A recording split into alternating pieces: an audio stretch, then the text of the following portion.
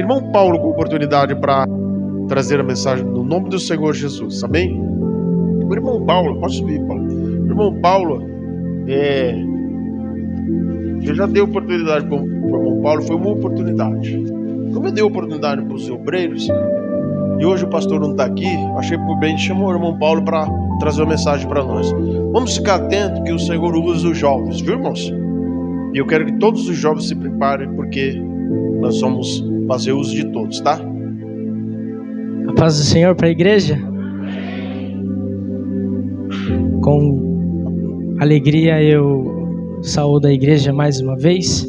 A paz do Senhor Jesus Cristo. Eu já tive a oportunidade de pregar algumas outras vezes, mas acredito que cada vez que a gente faz isso fica melhor, né? O pastor, eu estava pensando comigo, né? Jesus deu umas férias para ele, né? Porque ele é um homem que ele trabalha muito, aí ele está em casa, eu já estive lá, ligam de madrugada, pastor, preciso conversar, eu preciso de ajuda. E ele, uma vez, semana passada, né? Ele tinha que visitar a casa do irmão, a gente estava lá na casa dele, ele pegou a maleta, deitou na cama assim para pensar um pouco e dormiu com a maleta na mão. Pronto para sair, né? Acordou, já tinha passado do horário de visitar o irmão. E às vezes é só desse jeito que ele tem para fazer ele descansar, né? É um homem que ele fala sobre alta performance, e ele fala que ele não consegue alta performance, mas ele não percebe, ele já está dentro dela, né? E se ele não fica internado, o médico falando, você não pode sair, ele não para, ele não descansa.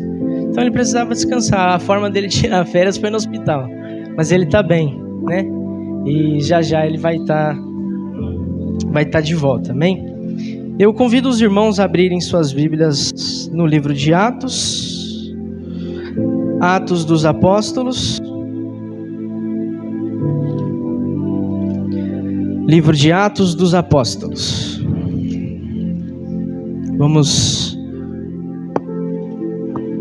meditar neste livro hoje.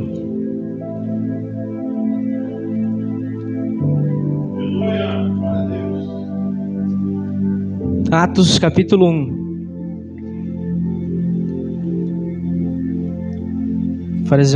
Faremos a leitura. Faremos uma breve oração e vamos ouvir da palavra do Senhor, amém? Vamos dar atenção à palavra, deixar a conversa para um pouco depois do culto. Livro de Atos capítulo 1, versículo 8. Atos capítulo 1, versículo 8, os irmãos encontraram? Diz assim: Mas recebereis virtude do Espírito Santo, que há de vir sobre vós, e ser-me-eis testemunhas, tanto em Jerusalém, como em toda a Judeia e Samaria, e até os confins da terra. Amém? Coloque a sua mão sobre o seu coração. Vamos orar. Senhor, o pastor está internado, Pai. O próximo culto será na quinta-feira. E as suas ovelhas precisam de uma direção, Senhor. Que não seja o irmão Paulo, mas o Senhor intermediando e trazendo as instruções e o que é necessário para o coração de cada um, Pai. Em Teu nome, Jesus. Nós agradecemos o Senhor por estar presente desde o nosso levantar, o deitar e o partir do nosso pão. Esteja conosco todos os dias, como o Senhor já fez, e para todos sempre. Amém? Os irmãos podem ficar à vontade. Quando nós olhamos para o livro de Atos dos Apóstolos e quando nós ouvimos algumas outras mensagens sobre essa passagem, nós ouvimos tema como obediência, porque Jesus disse que receberíamos virtude do alto. E essa virtude nos faria testemunha de Jesus, testemunha do que presenciamos, testemunhas do que ouvimos. Nós temos que lembrar, por exemplo, que nos evangelhos nós tivemos 4 evangelhos que diziam a mesma coisa com visões diferentes. 2 dos discípulos participaram visualmente, eles viveram aquilo. Outros 2, por exemplo, como Lucas e Marcos, eles não presenciaram, mas eles ouviram, andaram com os discípulos e relataram também. João também relatou sobre Jesus. E quando nós olhamos para o livro de Atos, capítulo 1, versículo 8, nós podemos tirar temas como obediência, porque Jesus pediu para que alguns cumprissem o seu chamado em Jerusalém, alguns na Judeia, alguns em Samaria e outros nos confins da terra gerais. Nós temos que lembrar que Jesus, no ministério dele, ele não chegou a andar uma distância, nem como se fosse daqui para São Paulo, andou algo em torno de 300 quilômetros de distância. Jesus não teve muitas conquistas, Jesus não teve carros, andou a pé, e a extensão do seu braço, a extensão da sua mensagem, a extensão do que ele tinha para levar para frente, o plano de salvação foi por meio dos discípulos. O interessante do livro de Atos dos Apóstolos, comparado a todos os outros livros, é que desde Gênesis, Êxodo, encontramos Adão, Eva, as famílias, a queda, nós vemos Noé, a destruição, a reconstrução. Deus chama Abraão, de Abraão faz uma aliança, surge uma família que abençoaria a terra. Abraão, Isaac, Jacó. De Jacó vem José, de José ele vai para outro lugar, abre o caminho, aí o povo se estabelece lá. Vem Moisés, liberta o povo, vão para Canaã, vem Josué, Calebe, e Deus vai se mostrando presente. Surge uma desordem de um conselho do sogro de Moisés, vem os juízes, aí vem crônicas, Israel começa a crescer, vem o ápice, vem a queda de Israel, vem os profetas maiores, os profetas menores, e depois vem um silêncio com o último profeta que foi Malaquias. 400 anos se passam, vem o último profeta que foi João, o Batista, que foi aquele que intermediou o Antigo Testamento, 400 anos de silêncio, e agora a abertura do ministério fazendo o papel de Elias para Jesus. Ali se encerrou, fechou o ciclo, não há mais o que ser escrito do Antigo Testamento. Jesus inicia o ministério que foi iniciado por João, continua o ministério que foi iniciado por João. Desse ministério, ele levanta discípulos, Pedro, Tiago, André, Felipe, e ele levanta e instrui os discípulos, e os discípulos seriam suas mãos e seus pés, assim como Jesus disse: recebereis virtudes do Espírito Santo, serão minhas testemunhas. Vocês vão falar, vão pregar o que eu ensinei, o que eu fiz e o que vocês viram. O interessante é que todos esses livros passaram, foram escritos, fecharam, mas o livro dos Atos dos Apóstolos continua aberto. Eu tive a oportunidade de presenciar uma sensação diferente, assim como a Kimberly disse, é diferente, ela disse aqui na frente, a sensação que eu estou sentindo. Eu estava aqui na frente e ouvi. Eu presenciei uma sensação diferente de ver os últimos dias do presbítero Benedito, de ver a vida dele, a última participação no domingo, batizando os netos, na segunda-feira despedindo o jantar, o que ele disse. Eu ajudei o pastor no velório, eu vi as pessoas chegando, saindo, as histórias que elas tinham para contar sobre ele, o exemplo de vida que ele deu, o ministério e a história, e quem estava quando essa igreja iniciou aqui no Paraná, quem o pastor Nelson escolheu lá em São Paulo, e até no momento da sua queda, a sua assinatura valeu para abrir um novo ministério lá na Bahia. Então ele caiu, mas como um bom soldado ele caiu atirando.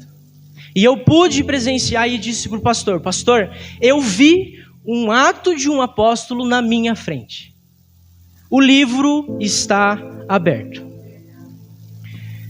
Eu nasci em lar evangélico. Meu pai veio da sina de Belém, por problemas na Sinos de Belém, nos bastidores, entre os líderes, ele saiu da igreja, não quis saber mais de igreja, o coração dele se fechou. Em uma pregação de um pastor, o pastor Adelino, da Igreja Assembleia de Deus, Ministério de Madureira, lá no Zaira, em São Paulo, ele decidiu voltar para a igreja, mesmo sendo uma igreja que não prega a mesma mensagem, mas o coração dele começou a se abrir. Anos depois, ele foi para o ministério de um pastor que alguns irmãos aqui tiveram a oportunidade de conhecer, que foi o pastor Nelson Ferraz. O pastor Nelson Ferraz foi um homem que eu gostaria de detalhar algumas coisas. Ele dedicou a sua vida a destrinchar a Bíblia. Ele escreveu outra Bíblia reprovando pontos da Igreja Católica, o que ele não concordava.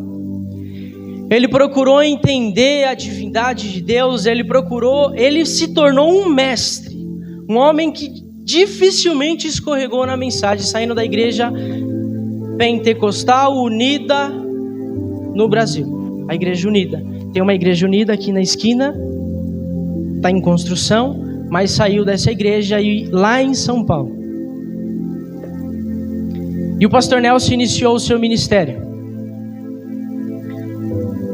Quando eu cheguei aqui no Paraná, 2 anos atrás, eu lembrava que tinha algumas programações para fazer uma comemoração do aniversário da igreja e não foi possível o pastor Nelson vir aqui. Então chegou o dia em que nós não percebemos que o pastor Nelson visitou este ministério pela última vez. Os irmãos vão entender onde eu quero chegar. E nós, daqui para frente, não teremos mais pastor Nelson. Ele cumpriu. Para ele, agora resta ficar em Jerusalém.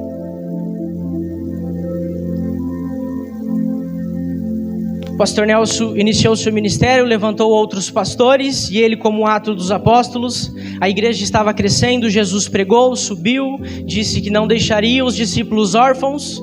Livro de Atos, capítulo 2, diz que o Espírito Santo desceu, encheu a casa, tomou eles, começaram a pregar. Naquele dia, Pedro batizou 3.000 almas, a igreja começou a crescer, o ministério foi crescendo, as doações foram crescendo, a igreja poderia fazer doações, empréstimos, foi levantando diáconos, um dos diáconos foi Estevão. No momento feliz da igreja, quando já estava grande, Pedro, os discípulos deram a oportunidade para que Estevão pregasse. Na sua primeira pregação, ele foi atirado em praça pública e foi apedrejado. No momento do seu apedrejamento, ele disse: Pai, em tuas mãos eu entrego o meu espírito. E a sua morte serviu de exemplo, a sua morte fortaleceu ainda mais a igreja, e as pessoas não entendiam porque que os crentes eram perseguidos e ainda assim continuavam crescendo. E os discípulos continuavam crescendo. E eu pude presenciar o ministério do pastor Nelson Ferraz crescendo. Ele levantou pastores, eu lembro de nomes, eu conheci esses pastores. Alguns dos irmãos aqui puderam ser preparados, acompanharam isso, participaram de um culto que eu vi uma foto há um tempo atrás. Um culto chamado Deus Faz Infinitamente Mais. E nesse culto ainda existiam pastores como o pastor Nelson, o pastor Paulo, o pastor Orestes, pastor Fortuna, pastor Gabriel. Esses pastores saíram, abriram seus ministérios e continuaram pregando o evangelho. O pastor Márcio era diácono, líder do ministério de louvor lá na igreja de São Paulo. Eu era do grupo das crianças, pude ver o crescimento, cresci na igreja, mas teve uma fase minha como jovem que eu não quis mais fazer parte da igreja. Eu saí e a pandemia foi uma desculpa. Um irmão que ficou muito perto de mim, mesmo na pandemia, foi o diácono Leandro. Aliás, Deus também está com ele onde ele está lá, em São Paulo. Amém? E o diácono Leandro também ficou muito perto de mim e foi um dos que foi muito importante para a minha volta à igreja. Eu, como jovem, eu tive a minha fase de rebeldia e eu não quis saber da igreja. Na pandemia, muitas famílias se afastaram, a pandemia separou os homens dos meninos, e os que voltaram para a igreja lá em São Paulo, não encontraram a mesma igreja que tinha antes da pandemia. Agora imagina, você tem um lugar de paz, você tem um lugar onde você encontra alinhamento, você tem um lugar onde você encontra mensagem, onde você encontra caminho, onde você encontra luz para o seu caminho, e você volta um tempo depois e aquele lugar já não é mais o mesmo. É só parede, barulho, um monte de briga, irmãos frustrados, alguns afastados, corações fechados, jovens rebeldes, e você não encontra mais aquilo que você via quando seus pais te levavam quando era pequeno. Era desesperador. Jesus me levou de volta para a igreja na pior fase da minha vida. Para alguns aqui, sejam jovens, sejam veteranos na fé. Jesus deu, está dando e quer dar uma mensagem. Jesus deu, Ele está te dando e Ele vai te dar uma mensagem. E Ele quer que você pregue essa mensagem. Porque essa mensagem, ela tem que chegar a pessoas que estão terminando a sua carreira, como os que morreram ontem, essa madrugada, e estão partindo agora. E Jesus quer que você pregue para aqueles que ainda não chegaram. Porque seria uma idiotice a gente lotar essa igreja de gente que já conhece Jesus, que já conhece o ministério, e nós sabemos muito bem que nós temos uma lista de pessoas que nós gostaríamos que estivessem aqui hoje.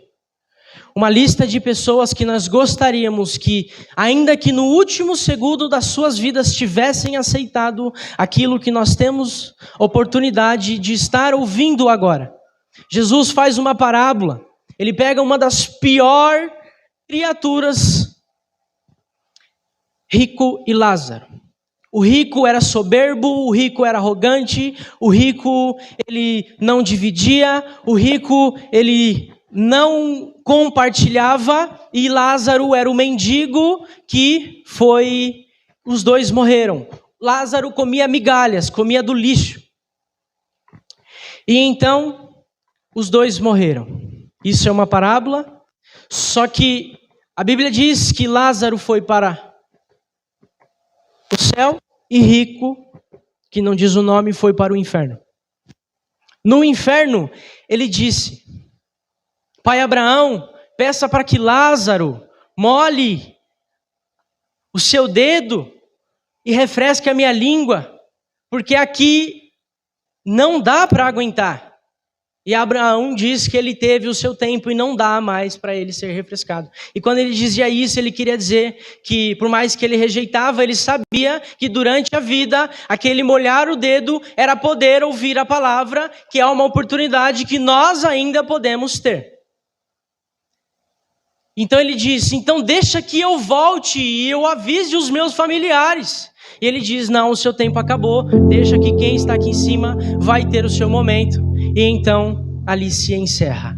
Nós não podemos julgar e eu não posso dizer qual vai ser a sentença daquele que você gostaria que tivesse sido alcançado e não foi. Apenas a balança e o tribunal de Deus poderá dizer. Mas nós temos que ter fé que aqueles que estão vivos ainda podem ser alcançados.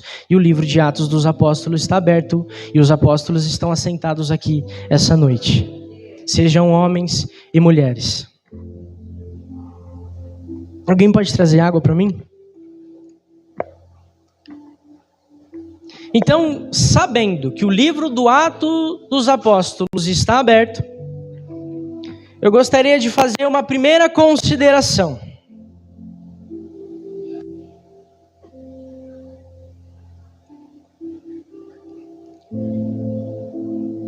Recebereis virtude do Espírito Santo.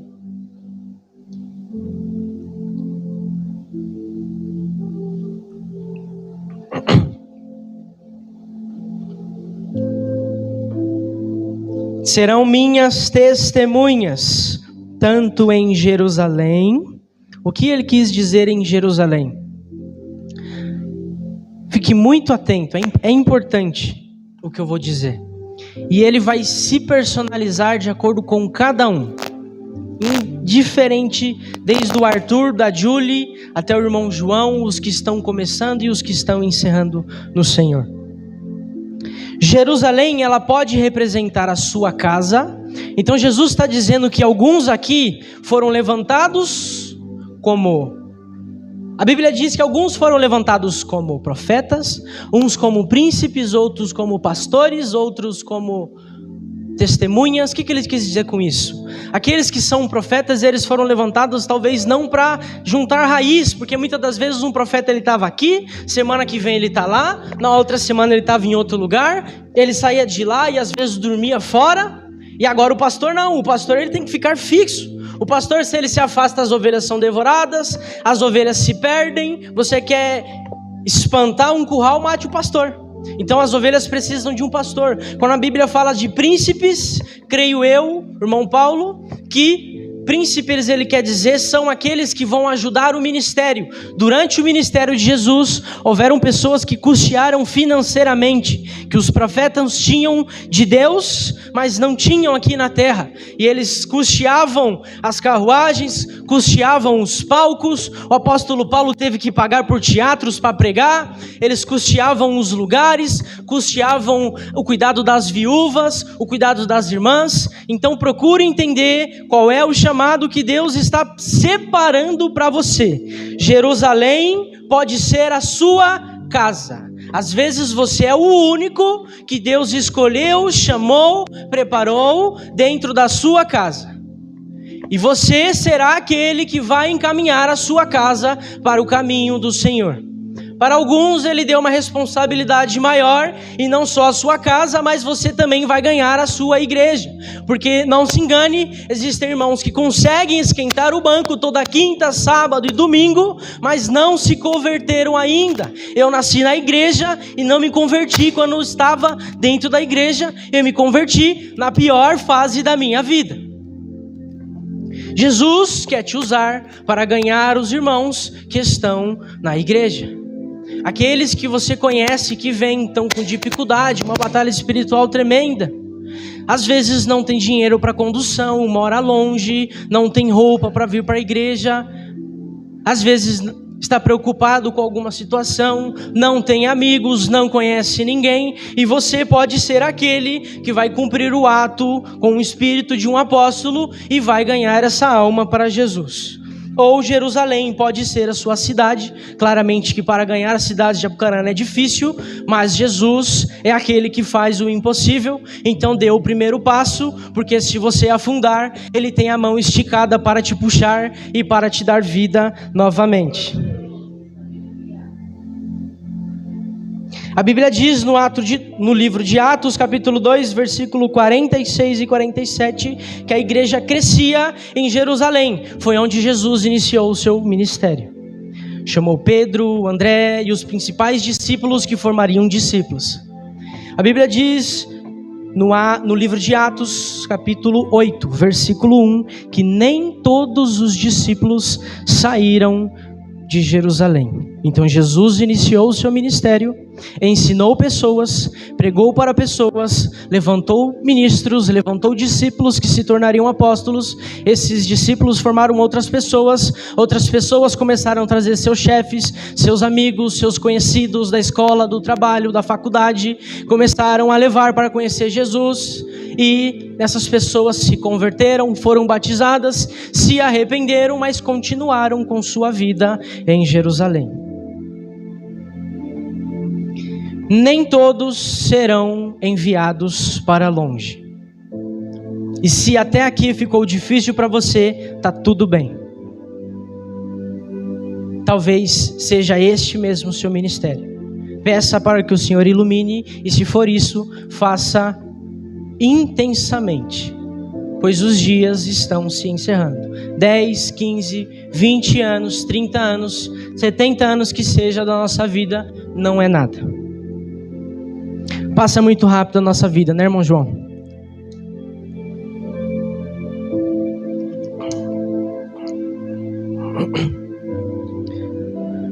Parte 2. Se você acha que dá para ir um pouco além de Jerusalém, então vamos para a segunda parte que Jesus disse. receberão virtude e serão minhas testemunhas em Jerusalém, como também em toda a Judeia. Judeia agora vai além da sua casa, vai além da sua igreja, vai além do seu bairro, vai além da sua cidade. Alguns dos irmãos que estão aqui presentes estão muito longe de casa. Alguns irmãos que estão aqui nesse ministério, a família do pastor, a minha família, a família do diácono Leandro, a família do diácono Gerson, estão muito longe de casa. Essas pessoas foram pessoas selecionadas por Jesus, porque teriam pessoas que precisavam ser alcançadas aqui, e o ministério que o pastor Nelson e os outros pastores iniciaram em São Paulo tinha que ter continuidade, e se não tivesse sido levantado na mesma pandemia em que eu me afastei, foi a pandemia que o pastor veio para cá como presbítero, foi levantado como pastor, e na pior fase da minha vida eu tive a igreja que eu fui criado novamente para me encontrar com o Senhor. Encontrei abrigo, e aqui seria talvez a Judeia. Jesus levantou alguns para ir para a Judeia pregar. A Judeia pode ser regiões próximas, então o ministério cresceu, foi pregado para Mauá, Santo André, São Bernardo, São Caetano. Tinha irmãos que iam da capital de São Paulo, como a família do irmão Marcelo. Era difícil, não era todos os cultos que eles poderiam ir, mas eles tinham essa oportunidade de participar. Outras cidades ou até outros estados. Só que a Bíblia diz que na Judeia o ministério cresceu bem. Então aqui a igreja sim está sendo bem aceita. Aqui a igreja está tendo a oportunidade de crescer. Os irmãos têm vontade de vir para a igreja. Livro de Atos, capítulo 1, versículo 8, diz que a expansão da igreja foi natural, não foi forçado. Os discípulos tiveram facilidade para iniciar o ministério. E aqui Deus ampliou os territórios. Jesus levou alguns para dar uma volta em outro estado, estabelecer raízes e aqui alcançar mais algumas almas antes que a porta se feche.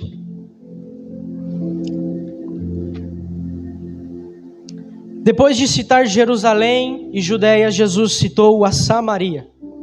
Diferente da Judeia que aceitou a mensagem, diferente da Judeia que foi fácil de pregar, diferente da Judeia que tinha corações quebrantados, que tinham pessoas esperando uma mensagem, que tinha pessoas querendo ouvir, Samaria estava em rebeldia, a cidade não queria saber. Quando Jesus estava ensinando os discípulos foram preparar o caminho, eles receberam com pedras, disseram: não queremos esse mentiroso pregando aqui.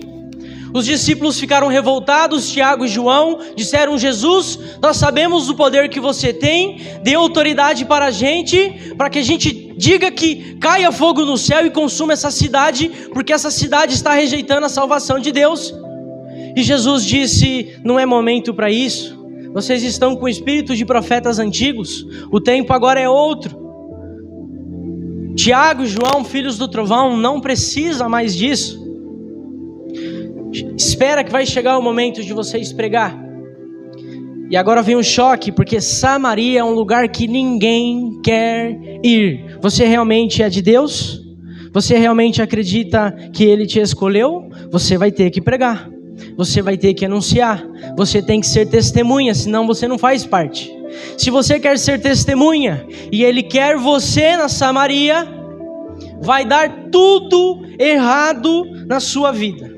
Tudo, porque a partir do momento que você aceita Jesus, você fala que Ele é seu Salvador, você batiza, as suas vontades ficaram na água. Agora você é escravo de Cristo, e escravo depende da vontade do seu Senhor. Se o seu Senhor quer você na Samaria, você será Felipe, terá que ter coragem e ir para Samaria pregar, mesmo sabendo que você pode não voltar de lá.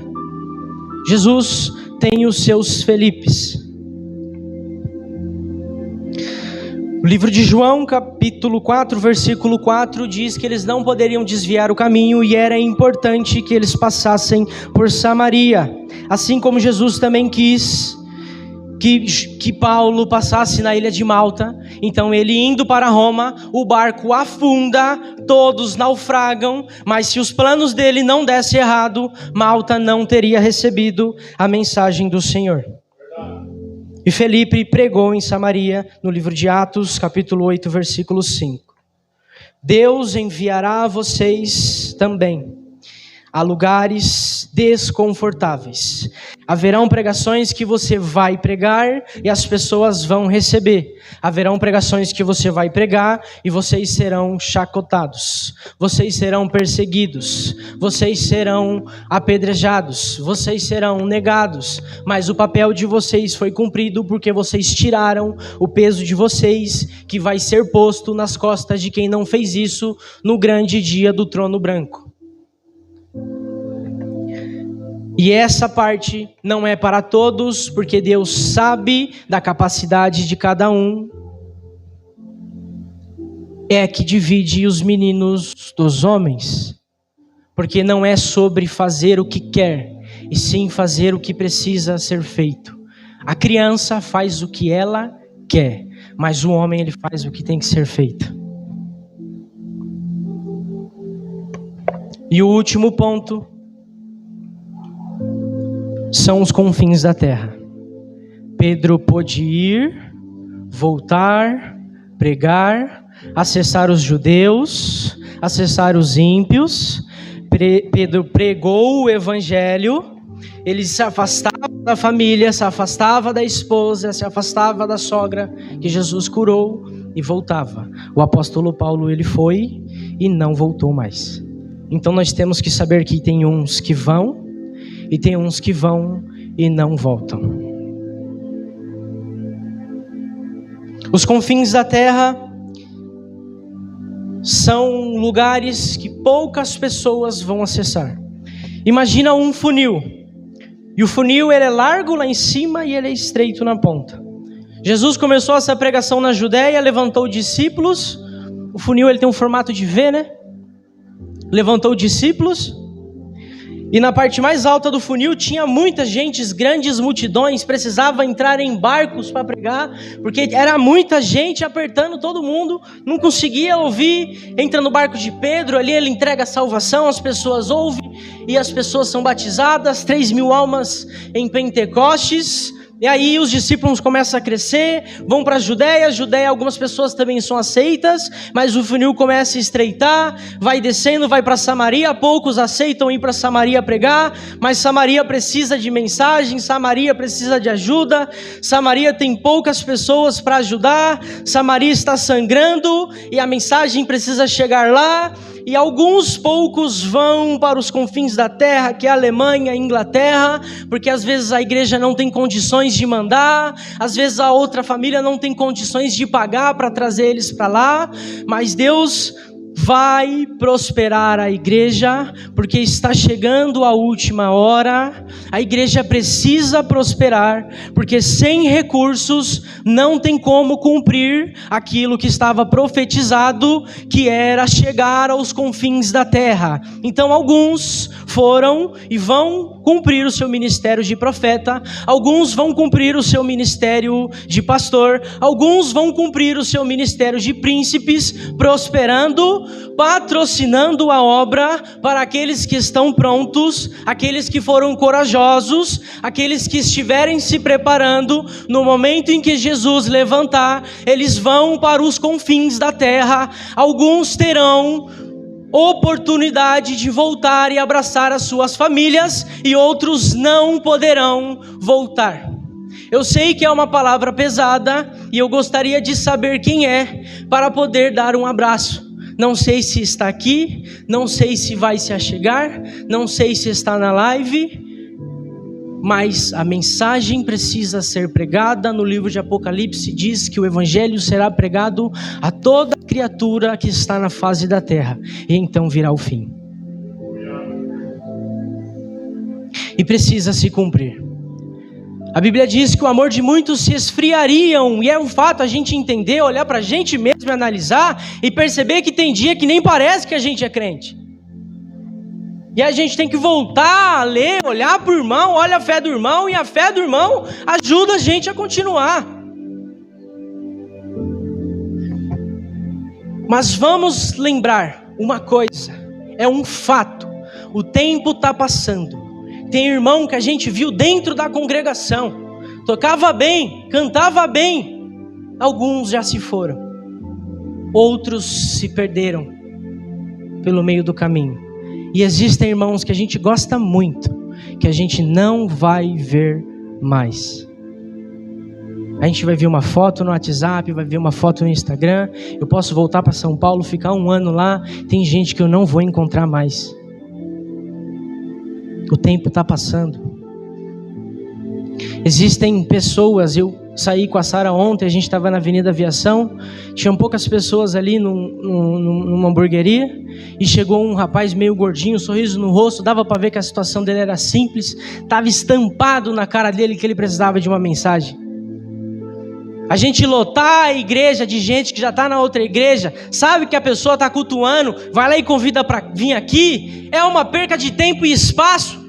Convida aquela pessoa que nunca ouviu o evangelho, convida aquela pessoa que parece que a família está na macumba, o pai está na cachaça, às vezes a mãe já até morreu, a família está destruída. Tem pessoas aqui que não têm os pais, ela precisa de uma mensagem. A gente tem uma candidata que é a Nath, ela está enferma, mas ela aceitou, ela pediu o batismo, ela não tem a família, o evangelho chegou até ela, e vai alcançar o restante da família dela, se assim for a vontade do Senhor. Paulo, só que até aqui está pesado.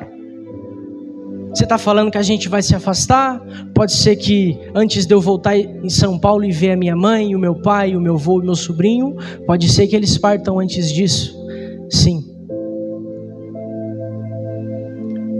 Eu não tenho certeza se eu vou conseguir reunir toda a minha família até o meu casamento daqui 2 anos. Eu quero, mas eu não tenho certeza. A minha avó está velhinha, está com osteoporose, ela tem surtos, eu gostaria. Para morrer basta estar vivo. Eu não sei se algum primo meu que cresceu junto comigo vai se acidentar. A minha família, a gente cresceu igual na Vila do Chaves, era todo mundo no mesmo quintal. Chegou uma fase da minha vida que separou todo mundo. Meu melhor amigo Michel está a 3.000 quilômetros de distância aqui, na divisa de Minas Gerais. Longe da mãe dele, só ele e a esposa. A minha tia está em Goiânia, a minha avó está em São Paulo, a gente está no Paraná. Parte da vida da família está separado. Não sei se eu consigo reunir todo mundo, e eu não sei se eu consigo ver todo mundo antes de eu partir dessa terra, ou antes deles partirem dessa terra. Então, o que vai fazer sentido? Vai fazer sentido se nós entendermos o nosso chamado e compreendermos que nós precisamos pregar o evangelho para toda criatura na terra. E entendemos que nós não estamos sozinhos, como eu pedi para vocês respirarem. Jesus está mais presente do que o ar que nós estamos respirando agora. Todos os dias. Livro de João, capítulo 14, versículo 16. Jesus disse: eu não vos deixarei órfãos. Os discípulos começaram a entender: o Senhor vai subir depois da ressurreição, 40 dias instruindo, e ali ele ia embora. O Senhor vai subir? Sim. Mas e como é que vai ficar aqui? A gente precisa de ajuda. Não fala uma coisa dessa não. Fica tranquilo.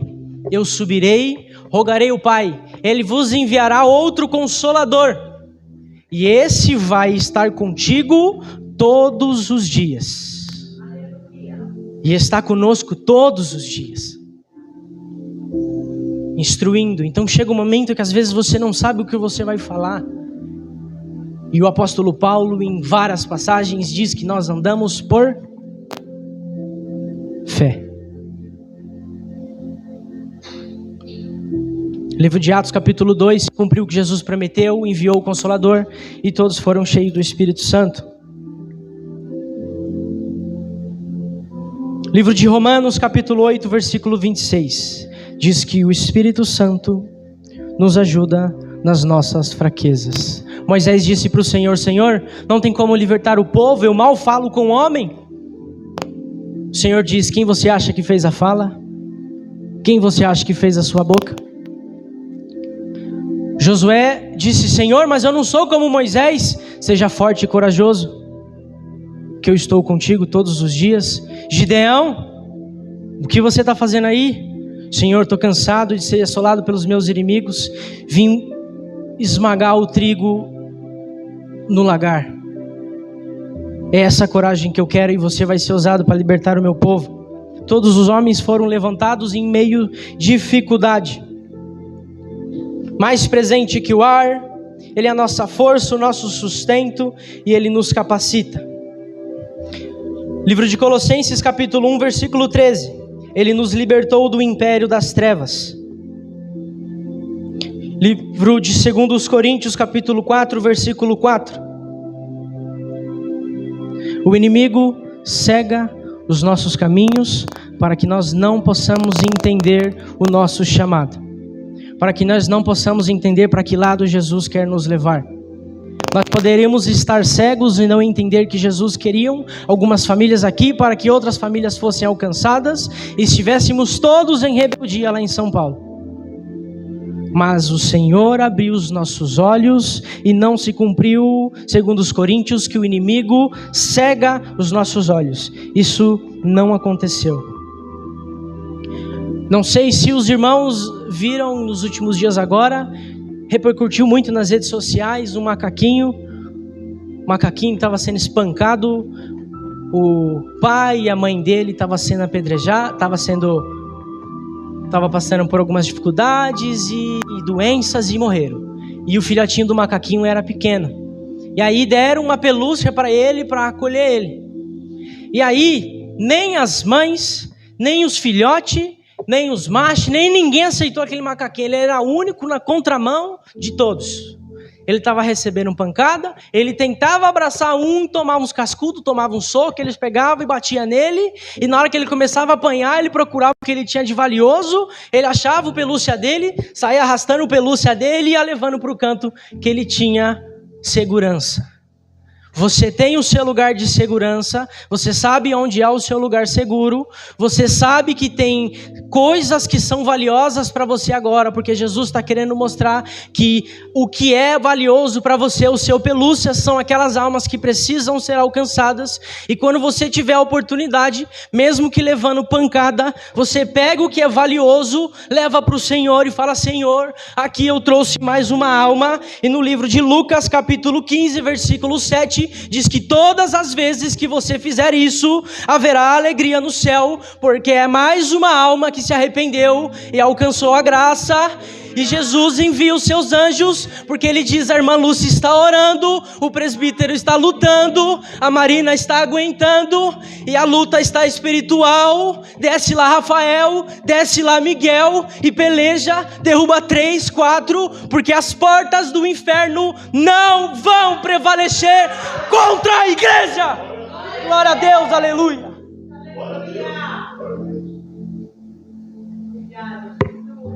Não vai. E não haverá desistência. Não haverá desistência. Aguenta firme. Essa semana eu pude presenciar uma coisa que fortaleceu a minha fé. Eu já estou encerrando. O Douglas, a irmã Marina conhece ele como Dinho. Era sócio lá na empresa deles, né? Era sócio do Fernando, que é cliente, que está dentro da empresa, se via todo dia. Ele, toda vez na verdade que ele ia na barbearia, a gente conversava muito, e às vezes eu via que ele ficava pensativo, e ele me perguntava: o que você acha? E às vezes eu falava, eu contava das minhas experiências, e aí às vezes eu achava que eu falava até demais, às vezes eu achava que eu falava do que eu não entendia, e às vezes ele chegava em mim e falava: você acredita que eu vim cortar o cabelo e sair com uma mensagem? E aí às vezes eu concluía: eu achava que eu falei demais, mas eu acho que eu falei o necessário. 2 anos que eu estou aqui, ele disse para mim: eu tenho uma coisa para te contar, não vou detalhar, mas em você eu posso confiar porque eu sinto confiança. Eu contei só para mais uma pessoa, não contei para ninguém, mas o que eu vou contar para você agora, contei só para mais uma pessoa. Eu tenho um projeto aí, e esse projeto está se concretizando e as coisas estão acontecendo, e eu percebi que teve uma palavra sua que serviu para concretizar esse projeto. E aí, a primeira vez que você cortou meu cabelo, na época eu não estava trabalhando em barbearia nenhuma, eu estava trabalhando lá na fábrica como operador de máquina, num desespero de como eu faria na minha profissão. E eu fui cortar o cabelo na casa dele e ele falou assim, ele disse que eu falei assim para ele: Deus vai abrir as portas para você, as coisas vão acontecer de uma forma que nunca aconteceram antes. Eu não me lembro, mas ele guardou certinho as palavras, ele guardou aquilo com ele. Quando ele sentiu confiança, ele me disse: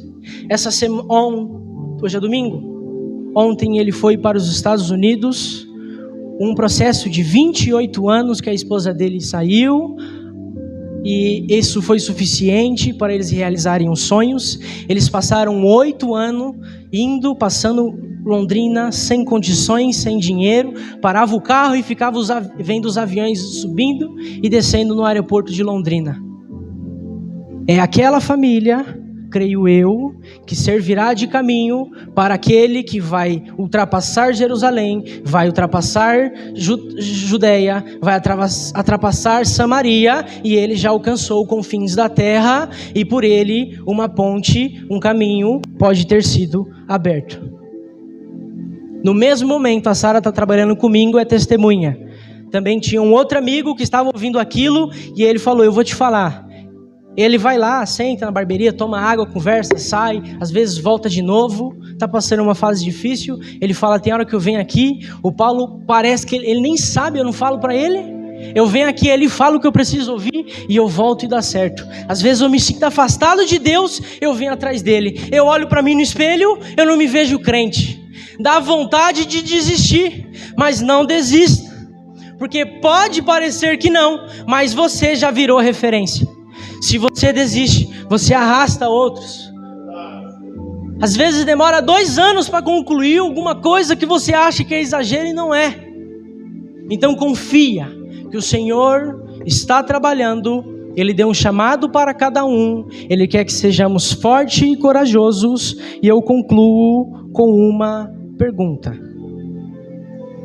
Você não deve se perguntar se você vai, seja para Jerusalém, seja para a Judeia, seja para Samaria, seja para os confins da terra. Você não deve se perguntar se você vai, porque você já não é inocente mais. Você sabe demais. Agora você já está dentro do caminho, você já perdeu para você mesmo. Não vive mais você, agora Cristo vive em você e em mim. A pergunta que você deve ouvir é: para onde? Faça essa pergunta: para onde Jesus está me enviando? Para onde Jesus está me enviando? Porque vieram dores, vieram lutas, vieram adversidades. Eu achei que ia por um caminho, eu caí do cavalo e Jesus me levou para outro caminho, e Ele vai fazer a igreja prosperar. Porque a igreja precisa acessar os confins da terra, e para isso precisa de recursos humanos. E se houver alguém que ainda não é batizado, quiser se batizar, não há promessa alguma de facilidade, porque se você for uma pessoa, sabe aquela criança que é pequena da família, e aí fala que é café com leite? Não aperta demais não, quem ela grita, chora, joga tudo pro alto. Mas aquele ali pode pegar mais pesado, que ele entende. Se você for maduro o suficiente na fé, igual meu pai disse que você era madura, Ele vai dar responsabilidades. E a Bíblia diz que aquele que muito é dado, muito é cobrado. Mas também muito é alcançado para o reino do Senhor.